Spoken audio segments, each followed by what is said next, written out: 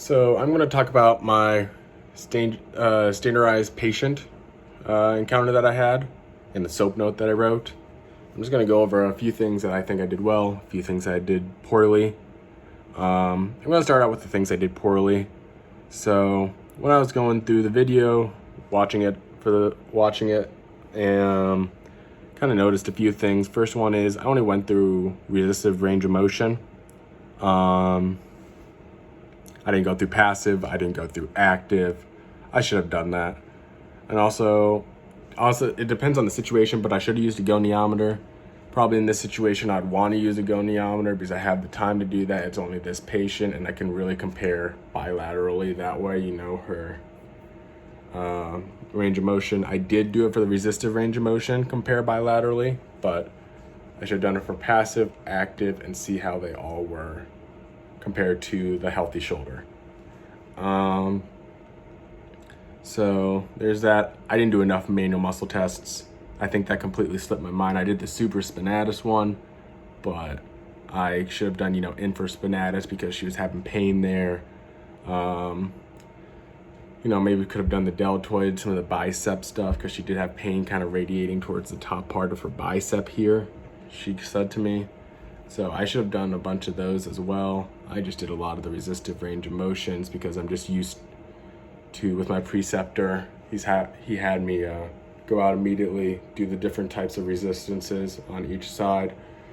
I don't know, I think the manual muscle test slipped my mind, and I probably should have made sure I'd gone through that. Those are like a couple stuff that I did poorly.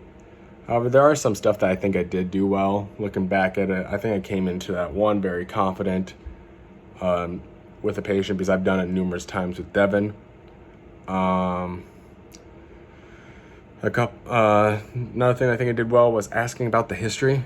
I think I went into a lot of detail to really make sure and hammer down like what I knew was going on. I kind of came to the conclusion that there was probably some impingement that was going on based off of her saying there was some deep pain. It was either that or labrum, and that kind of led me into the special tests. The special test, I think I did really well. I think I did pretty much every special test you could think of, or if not, pretty close to it.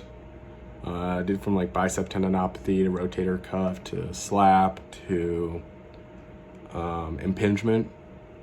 I did all those, and I think I did that well, and that was really good. Looking back at it now, I did near impingement wrong. It should have been passive when I was doing that. Also got that wrong on the shoulder portion of the practical, so kind of adds up there.